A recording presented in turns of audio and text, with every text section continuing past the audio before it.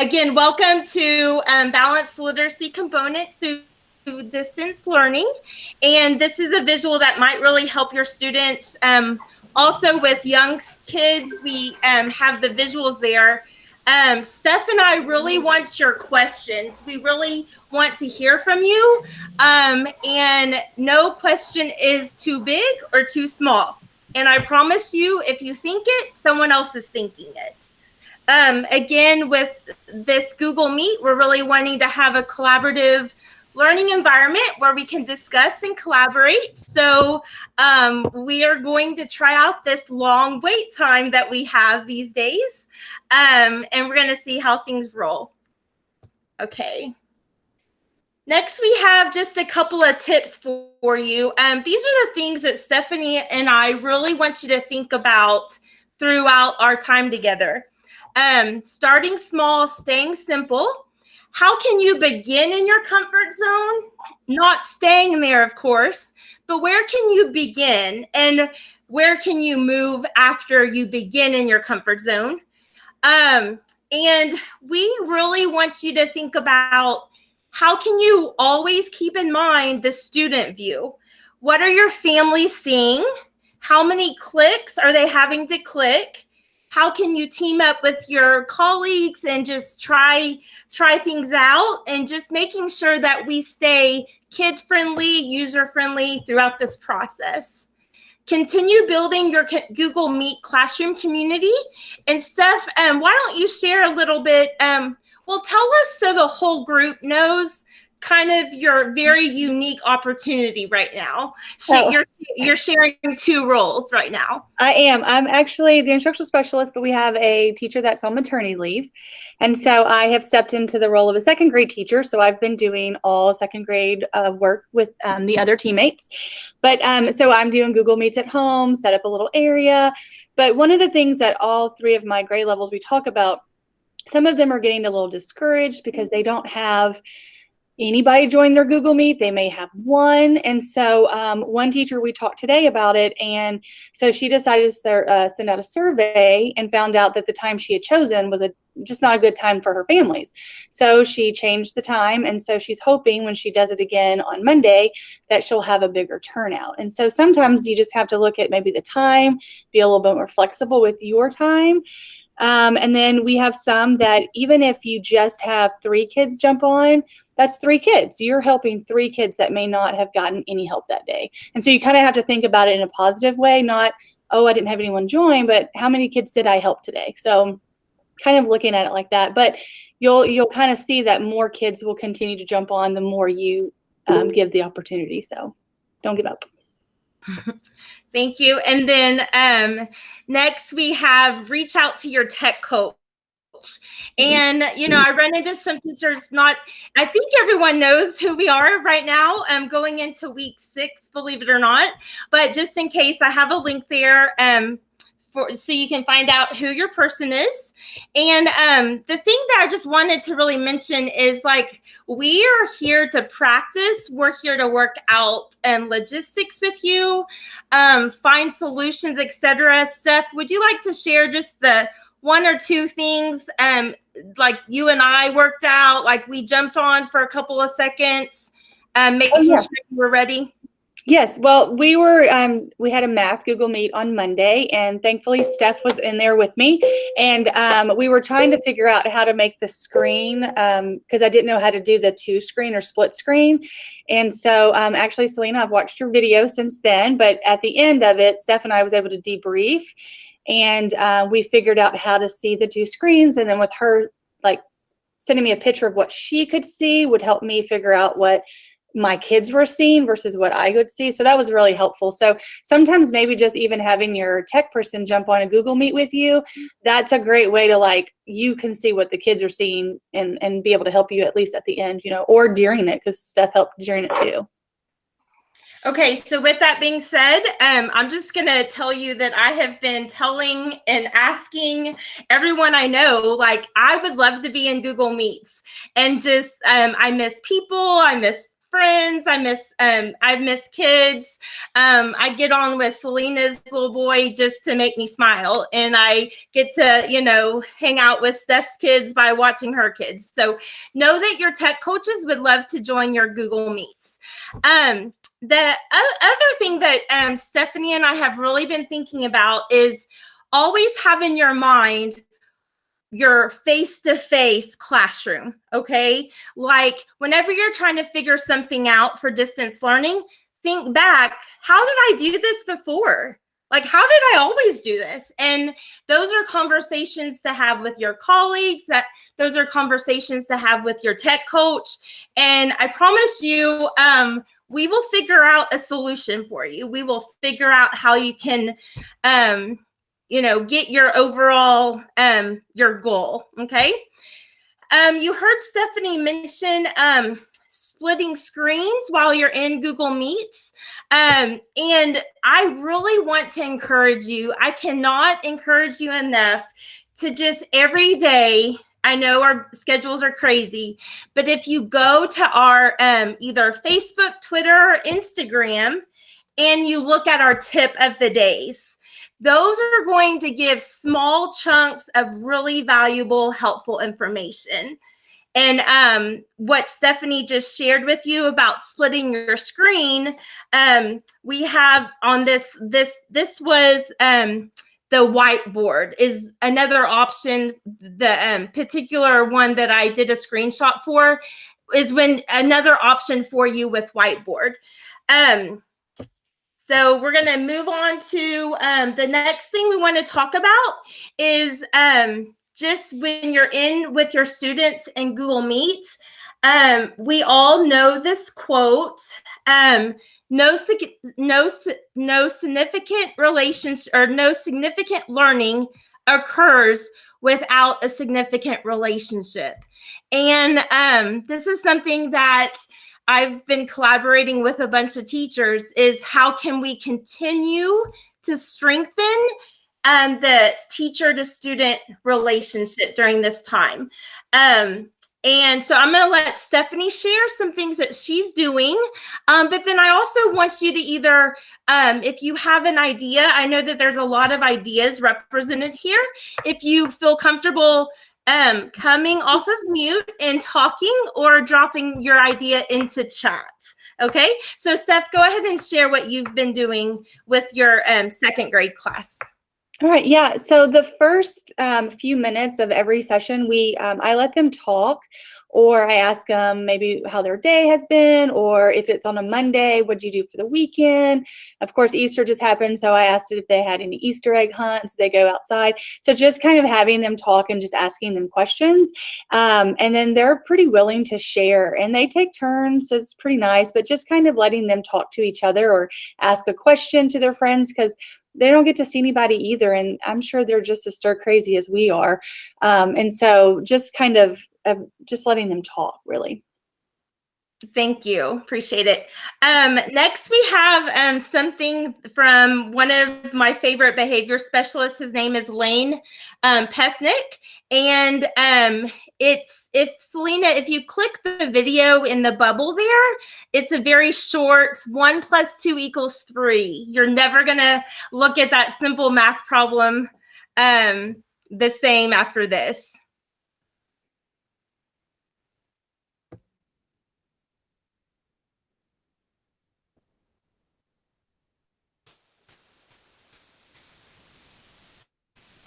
In regards to relationships, that's probably the most important thing we need to look at and consider in academics or in education as a whole. So I look at it this way. Number one priority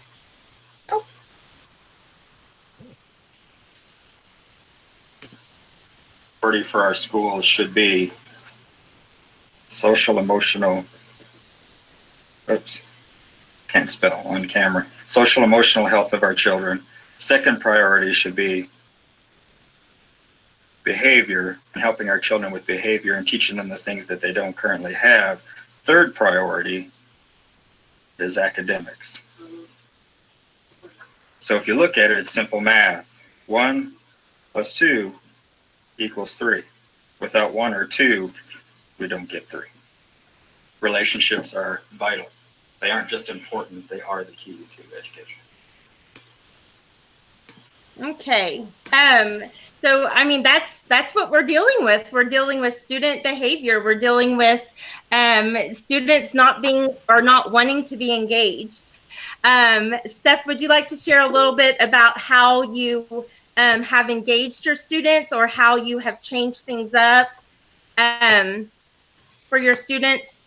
Yes. So, okay. So at our campus, we have an amazing art teacher, and she does art for the older grades, but nothing for the little ones. And so we kind of thought, how about, we could still do our Fun Friday activity. And so last week I had seen one of the Mackenzie teachers, she's an amazing kindergarten teacher, do a fun drawing of a simple bunny. And I thought that could be an easy one, because all they would need would be crayons, a piece of paper, and markers. Because again, I have to think about what supplies they could have.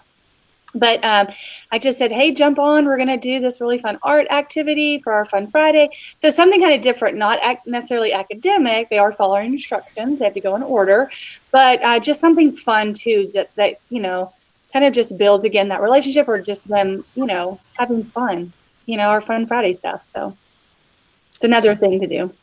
Well, thank you, Steph. And I want to just remind the whole group wasn't with you on the following meet, that after Stefanie did the fun drawing activity.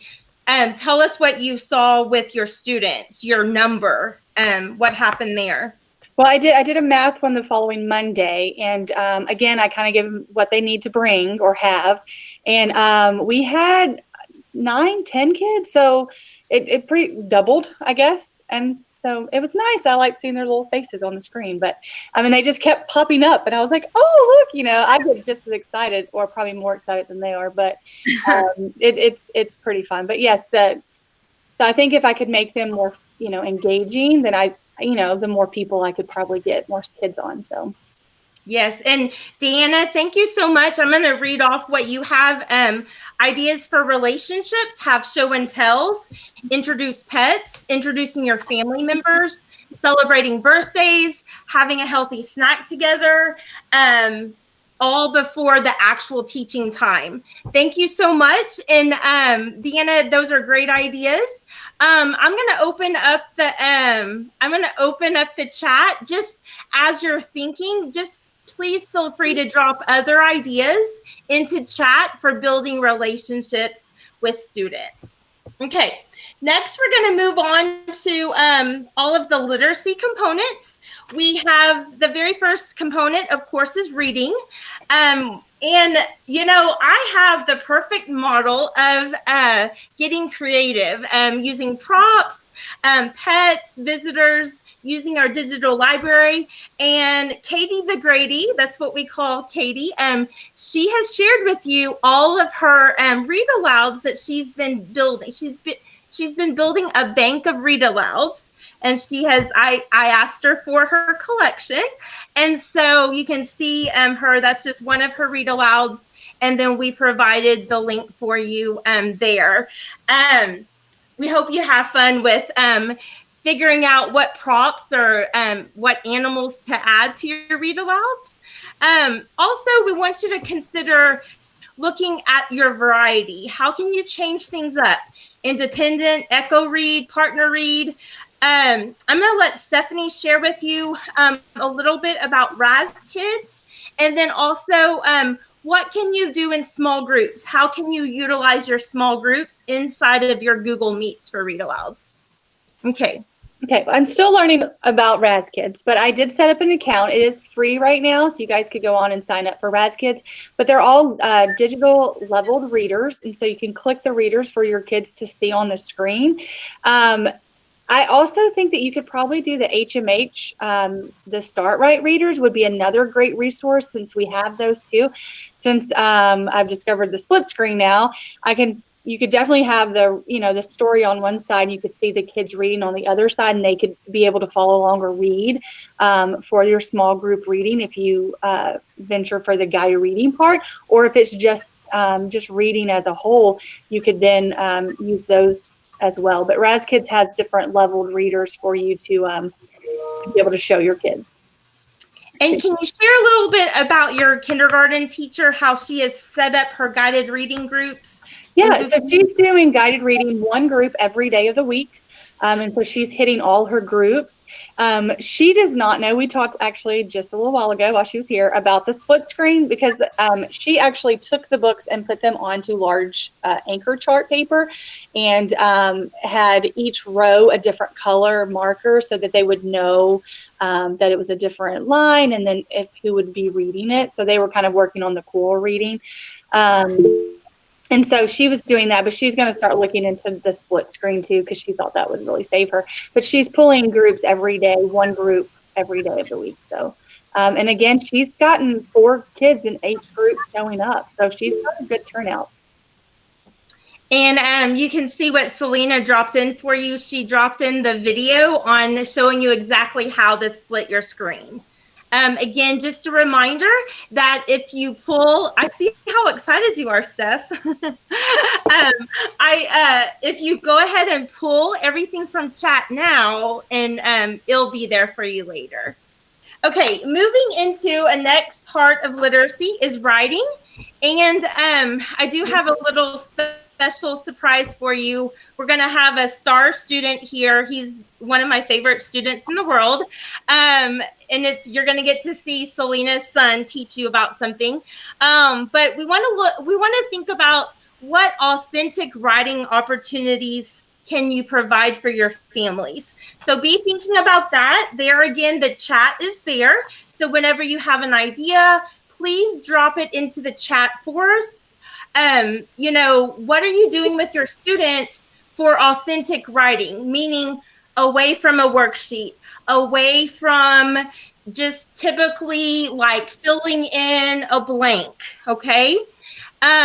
My next thought here, Stefanie and I have really been thinking about how we can support our families. Keeping in mind that we know the stages of writing, and we know that writing is a developmental process, but how can we support our families in knowing that? And Stefanie, your example is like, you know, we get families all the time. What do they do when they see something misspelled? So how can we support our families in knowing that, you know, that is a stage of writing, is the misspellings, all of the inventions with spellings. We have for you, consider response to reading. How can you connect the read aloud and writing together? You know, what can you do with making a list, writing letters, making cards, journals? Of course, Book Creator is a digital option for you. Your tech coach would love to get with you about Book Creator. And then also, how can you utilize environmental prints? I'm going to go to the chat right here to pull up. We have some responses here. So let's see here. Okay, so Kelly, thank you so much. Kelly Anderson, this past week, they had to do a comic strip about an event that's happened. I love that. Corona Chronicle, or Chronicles. Steph, that's a great idea. Also, Sarah, we're creating a class book on Book Creator. Sarah, can you tell us a little bit about how that's going for you and what looks like Sarah and Haley are using Book Creator. Can one of y'all tell us how your kids are enjoying that, what that looks like? Sure.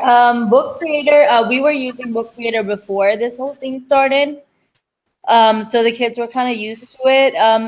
The free version fills up real quick, so they delete some of their stuff, and then they create new books. The kids really love it because they can add all these pictures and graphics and all of that. And right now what we're doing is we created a story, and then everybody's adding on to it. And we were writing a story about French fry. There was a French fry doing something, and a kid came up with that, and now we're just adding on to that story, and they want me to write the ending. So it's something really fun that we're working together with. That's great. I love that. It's fun to see their excitement and their engagement. Kelly, would you please share a little bit about how you are using Google Slides with writing with your kids?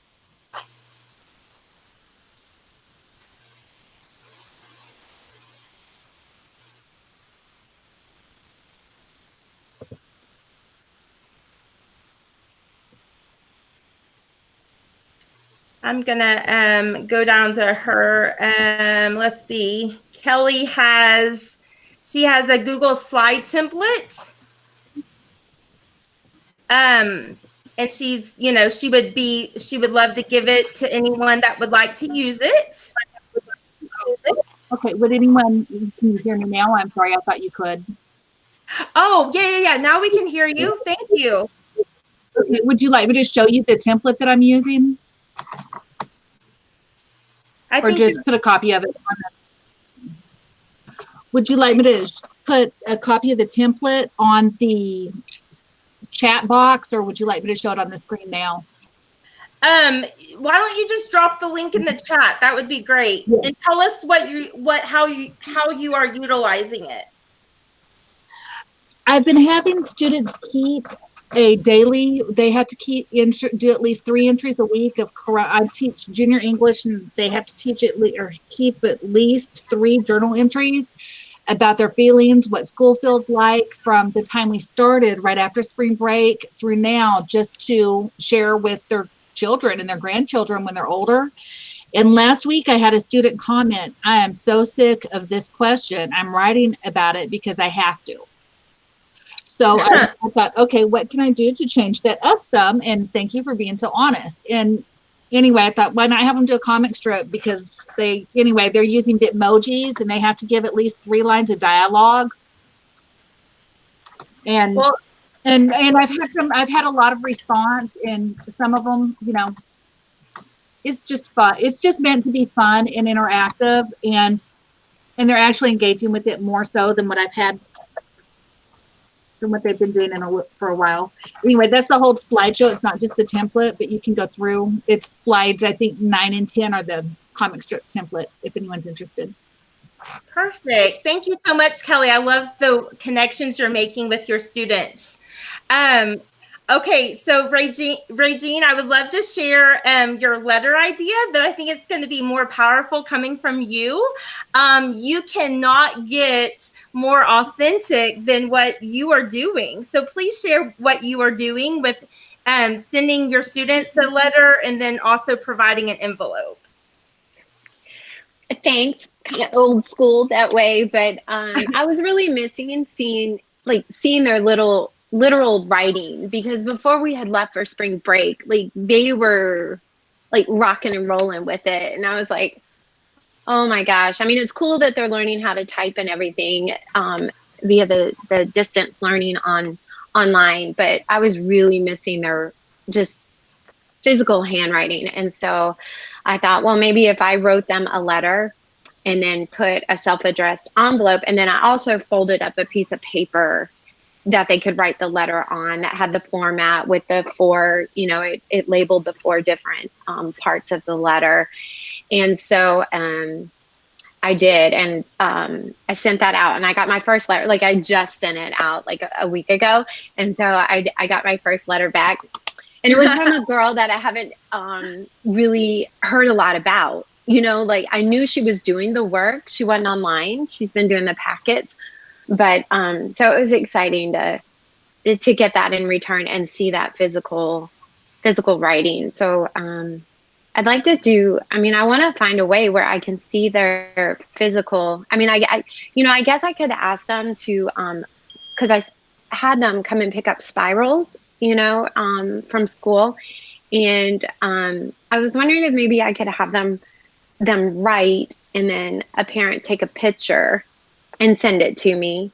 But some of the parents are getting frustrated, or do it in our Google Meets, and have them write during the Google Meet, and I could play the music just like we did in class, and then maybe them show it So yeah, I'm really missing the physical part of that. Yeah. I mean, I love all the learning that I'm doing Yes. online. But I miss their physical writing. Well, I am absolutely delighted and excited for you. It gets me excited to know what you're doing.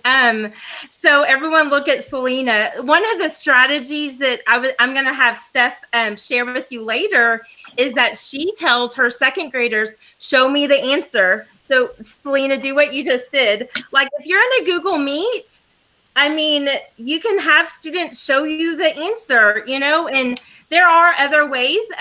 Pear Deck is an excellent tool to build interaction into your slides. And we can't spend more time on Pear Deck, but we have lots of learning opportunities for that. So thank you so much for sharing. I'll check back with you later and see how many letters you get back. That's exciting. Steph, go ahead and share. You have had great success with your family sending you in pictures. Would you share a little bit about that? Yes, I was going to tell you, most of my parents in the very beginning all chose packets, and pretty much they still do packets, but we have Class Dojo, which is our way of interacting with them, and each kid has their own portfolio, but they just take a picture of every single thing that they've done and they send it to me. And so it's a lot, but then at the same time, like you can see if they made a mistake or however, but in the packet, you're going to see in a little bit, there's a writing journal that we sent home in the last packet that they can take a picture, and you can then do conferencing with that child with their writing. So if your parents don't get frustrated and are able to take a quick picture, it's a real easy way to confer with the child after seeing their writing. So hopefully they'll do it for you. Okay, so now we're going to go into the bookmaking, and this is the video we have for you. We had one more. I'm going to drop the slides in. We had someone join us, so I'm just going to drop this in real quick. There we are for our new person that just joined us. So this is Selena's son. Selena, would you like to give a little bit of an introduction to your son, please? I gave him a special assignment. So Steph asked him if he would create a book just with things around our house with trash, recycled materials. If he would create a book and, write in the book and make his own book just to show kind of authentic writing. And so I kind of videoed a little bit of the process as he started that, and we made a little video, and I can show it to you. And I did not script this, so just know he was listening to the conversation that Stefanie and I had when we were going to plan him doing it. So it's kind of funny. He is a smarty. Oh, that's terrible view. Hold on.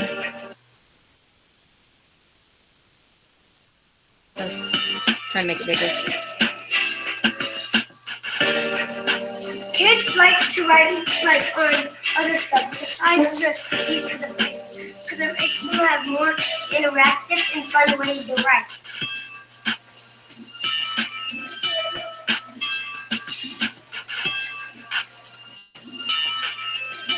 This is my book called About My Fingerboard. I used it from an old popcorn box, and that's to start with.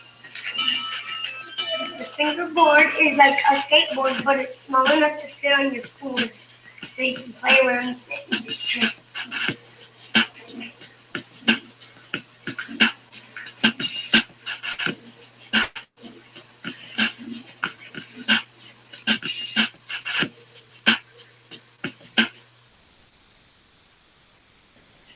So I was very impressed because he knew what Selena and I were really trying to do, show the interactive part of writing. And I know he loved writing with that Sharpie, right, Selena? So, think about how you vary things up for your kids. Yes. It was interesting that he, as he was writing, like Steph said, I didn't really correct him or say, no, wait, stop, fix it. But what I did remind him of as he was just kind of scratching, I was like, remember to use your writing conventions. He was like, oh yeah, hold on, right, I'm sorry. And he started spacing and slowing down and applying those things that he knows to do just by me reminding him, hey, use your good writing strategy. Okay. So thank you again. Bo just has my heart, Selena. Next, we're going to go into listening. And Stefanie and I, we've been brainstorming quite a bit of what we can do with listening. Obviously, we do not have a listening center or a station right now. So how can you get students listening to other students? How can you incorporate siblings in the home? We have an amazing digital library. Check it out if you have not already used it. Utilizing small groups. Kelly Anderson said Flipgrid is a great way to have for your students to read. Kelly, are you having your students read into Flipgrid? How are you using Flipgrid?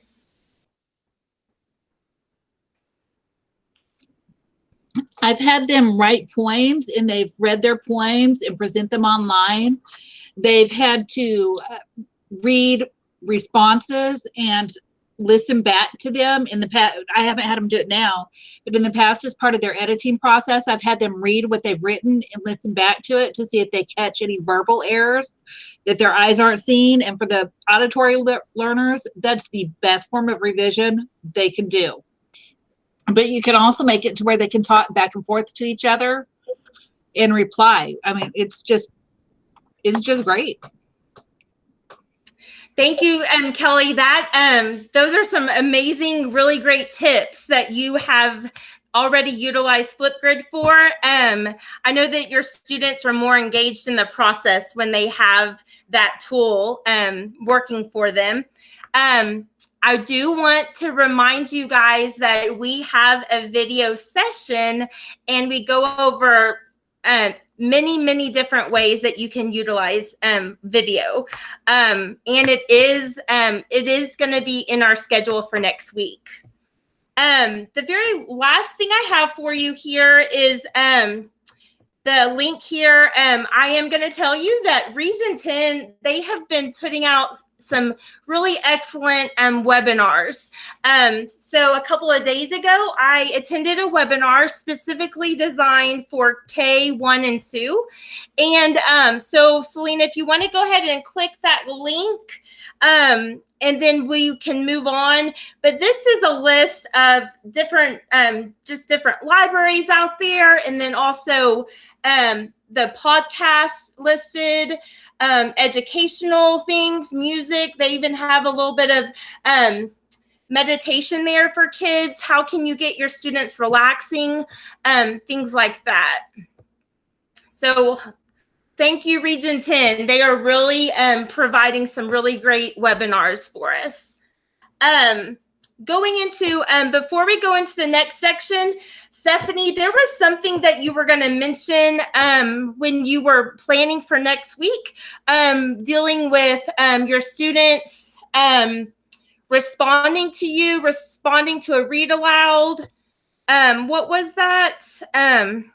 I just thought that maybe, either because next week we're kind of do a little different with our plans for our kids, but I thought, they could read a story, and then they could tell us about it. So record themselves speaking, telling us what the story was about, or maybe even doing like a writing, like creating a story, their own story, and then telling us, recording themselves.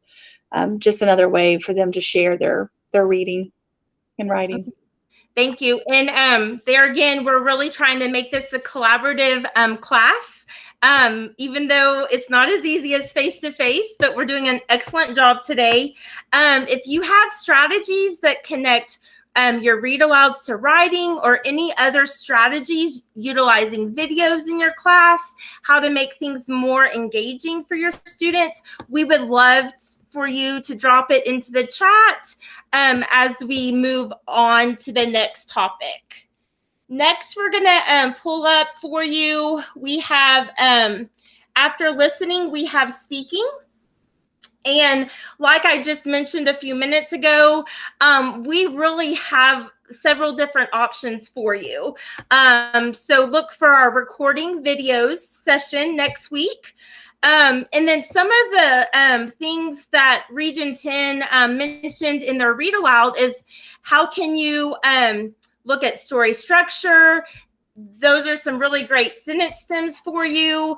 We're very familiar with the retelling, using the hand to help you retell, and then some other sentence stems for you. And we're not going to click on all of those right now, but those are just some tools for you as you plan for next week. Stefanie, did you have something that you were going to try to get your kids talking about to look at their oral language for next week? No, it was about what we just said. It should have been on this screen, but we said on the last one. Sorry. Okay, we went out of order. I apologize, No, you guys. you're good. So just, if you have any other ideas you would like to share that you've already tried out with your class, please drop that into the chat. The very last section we have here, we want to look at phonological awareness and phonics. And I've asked Stefanie to share just 1 week, one example for you of how she has been able to combine the packets, parent pickup packets, with how she is supporting the learning at home. Okay, so if you click on the example, Steph is going to walk through her packet for you. Then, keeping in mind that we're really wanting to move away from worksheets. We want learning to be very authentic. We want students to be engaged. And these are just a few strategies for you. Okay, so our principal in our last, before we did our second round of packets, she wanted us to think about what would be the most beneficial for us to send home that would be helpful to our kiddos. And so we thought, because I really wanted to do some guided reading like lessons with them, and what would that look like and what would they need? And so we had talked and brainstormed with a range teacher, kindergarten teacher, and they were using Ziploc bags as their whiteboards. So I kind of took it a step farther because we were making our packets. And so the yellow piece of paper is actually cardstock laminated. And so we made those for everybody, and we gave each child a dry erase marker. Then the letter tiles, so that we could do some making words, and to save parents time, we went ahead and cut all the letters up, and there's at least 2 to 3 for each one. And so if we did have a word that had more than one of the same letter, they wouldn't have to make it. And then we just put instructions on what the letter tiles were for, so they would know not to lose them, but they can use them to practice their spelling pattern for the week, to do making words, to practice their word wall words, and then to use them in our guided reading type Google Meets that we wanted to do. And then the writing journal, we wanted them to have some way of the writing that we would do together. And so we just put a little cover on it, 10 sheets of writing paper. Again, I didn't know if they'd have paper at home or not. And so we did that. And then we gave each kid a stack of index cards, and then on the blue piece of paper, just different games. But again, there wasn't enough index cards in one pack for all the second grade words.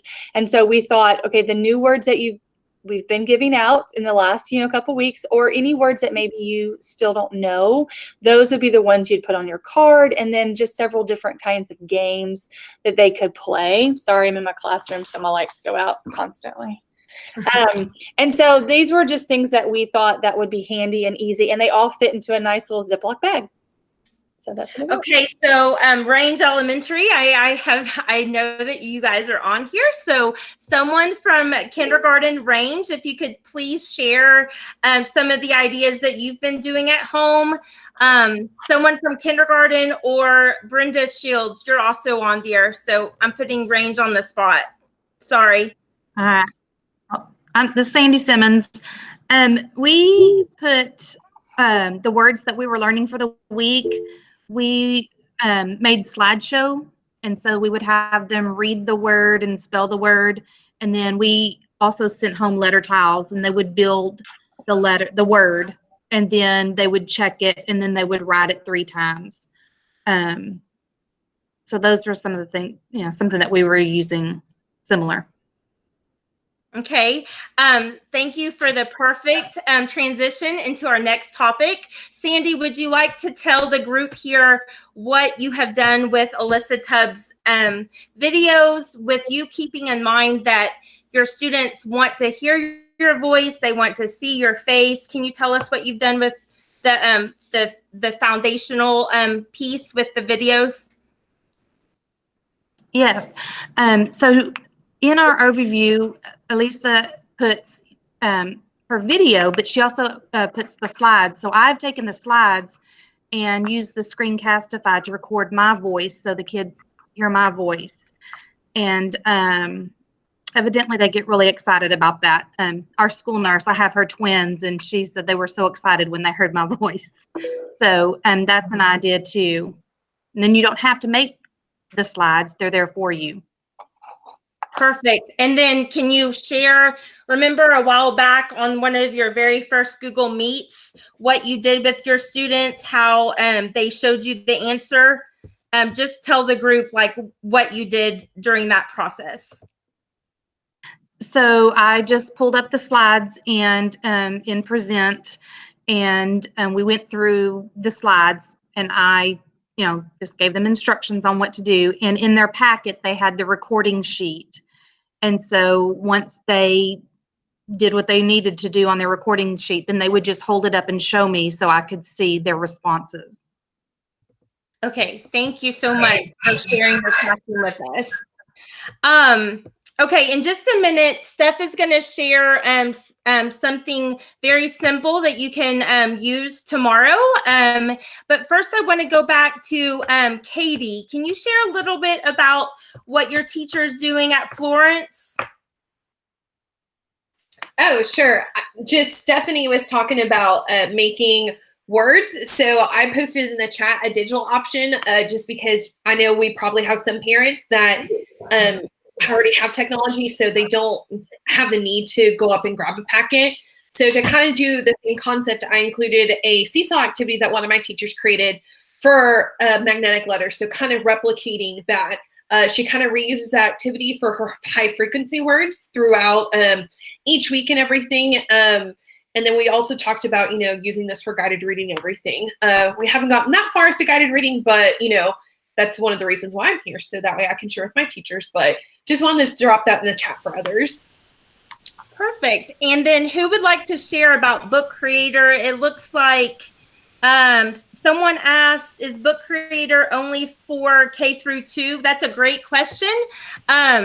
You can use Book Creator for many different grade levels. There's lots of options there.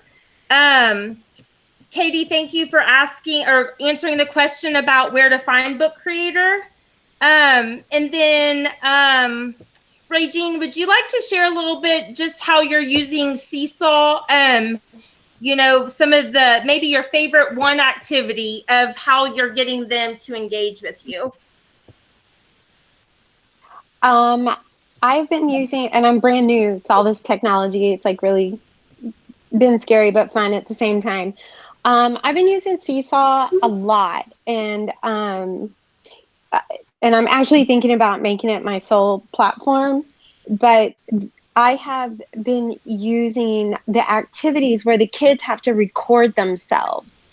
And so I've been doing like our vowel digraph sorts, and they record themselves and they talk through it as they're sorting. So I can get an insight into their thinking. I've also put a decodable reader on there where they're reading and then they reply to me orally with that. And then it's also been fun to listen to the interaction between the parent and the student.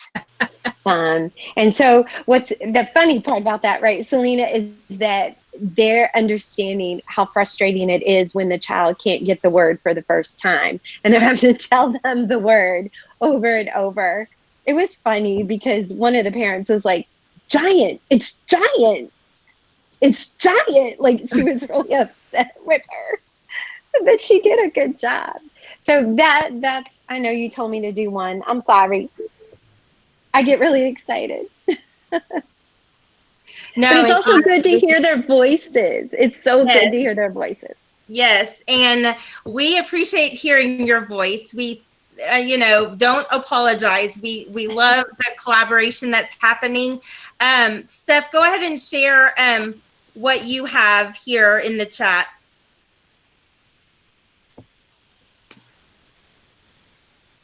I'm just talking with the mic on. I just commented, I love how she's adding the decodable reader to your Cecil. So I'm going to definitely share that with my teachers that are using Cecil, because we're kind of all over the place. Some have Class Dojo, but that's another one we could easily possibly upload a decodable reader to the Class Dojo as well for those kiddos, and then listen to them read. I love that idea. Thank you for sharing that one.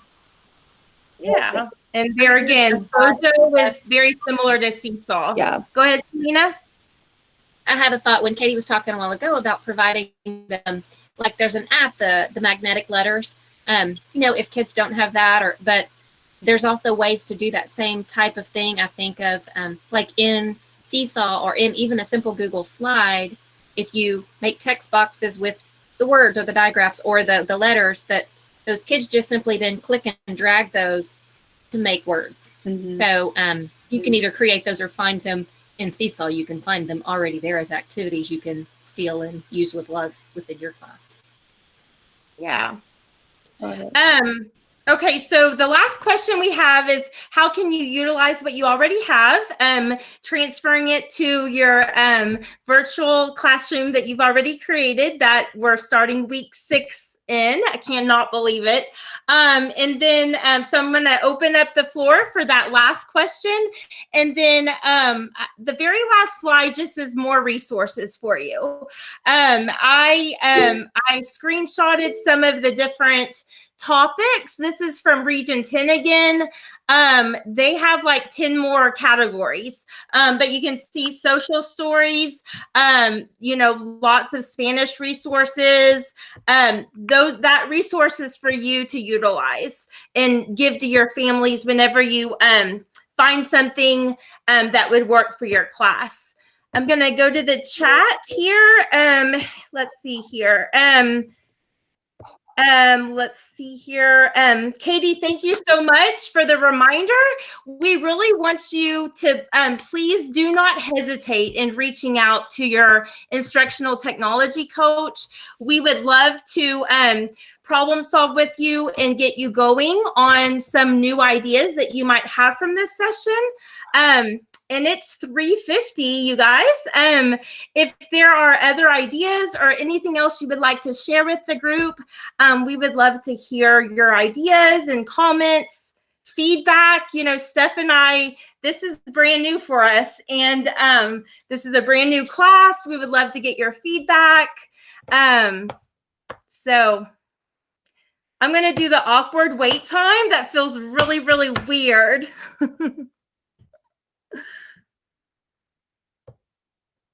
Okay, can I ask, it's a possible stupid question. How do I get this recording so I can look back over it again, or how I can look in the chat, the messages? Like, where do I go to get that? Once it finishes recording, I'll get an email since I hit record, and the person who created it has that file, and then she will name it and put it on our YouTube channel that has all those other ones there.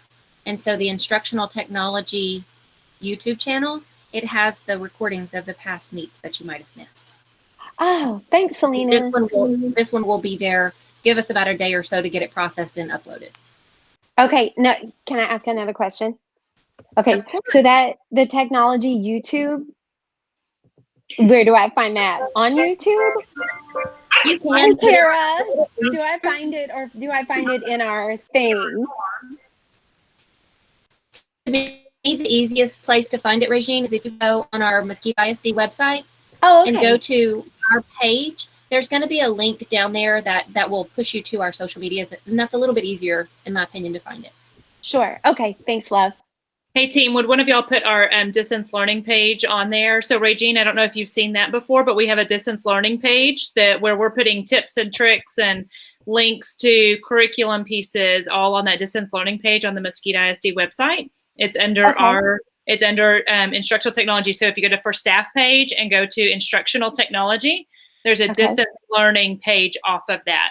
We also have a parent page off of that. And so you can send your parents there for any videos also. If there's something that you don't see there, tell us. We would love to add more things that you need. So if you need videos of how to do something, we are more than happy to make that happen for y'all. Awesome. Thank you guys so much. Y'all have been such an amazing help.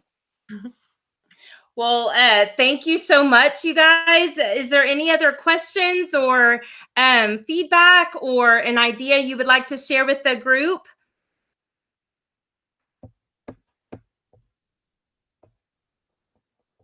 Okay, Steph and I just want to tell you how much we enjoyed today. Thank you so much for joining us, and we hope everyone we hope you have a great afternoon.